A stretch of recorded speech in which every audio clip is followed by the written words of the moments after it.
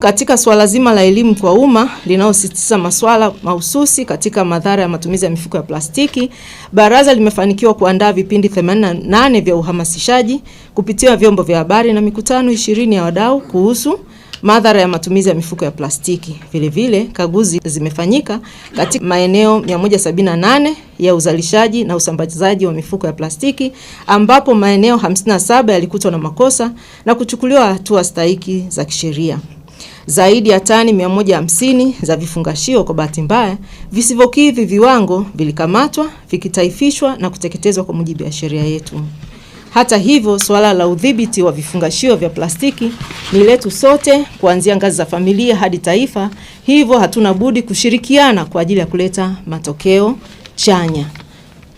Taka za plastiki kwa kweli ni na athari kubwa sana kwa afya za binadamu na mazingira kwa ujumla.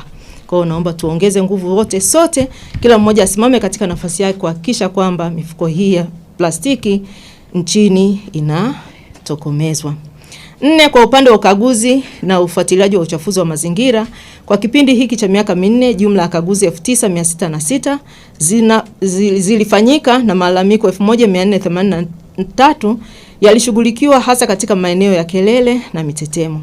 Uchafuzi wa mazingira ulidhibitiwa katika miradi mikubwa yenye viashiria hatarishi, mfano kwenye bwawa la Mwalimu Nyerere, bomba la mafuta la Afrika Mashariki na mradi huu wa SGR, ambapo programu 50 za elimu na vipindi 75 vya uhamasishaji vilishafanyika. Pamoja na utekelezaji wa majukumu hayo, zipo changamoto kama vile upungufu wa wataalamu mwelekezi walio na sifa, pamoja na kupambana na uchafuzi wa mazingira kutokana na matumizi holela ya mifuko ya plastiki na bidhaa nyingine hatarishi, hali inayopelekea uchafuzi mkubwa wa mazingira.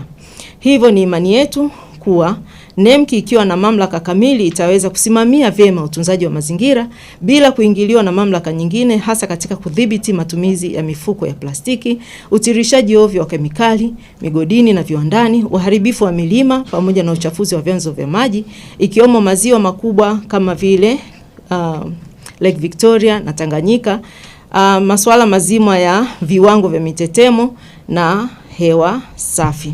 Naomba nichelee kusema kwamba sitaweza kutaja kwenye makelele, lakini kujiongeza tu kwenye miji, si ndio kwenye vibes. Kwa definitely kwenye miji hiyo husika lazima na mavibe yale husika ya vijana na walio changamka, lazima makelele ni hapo kulinganisha na eneo nje ya miji.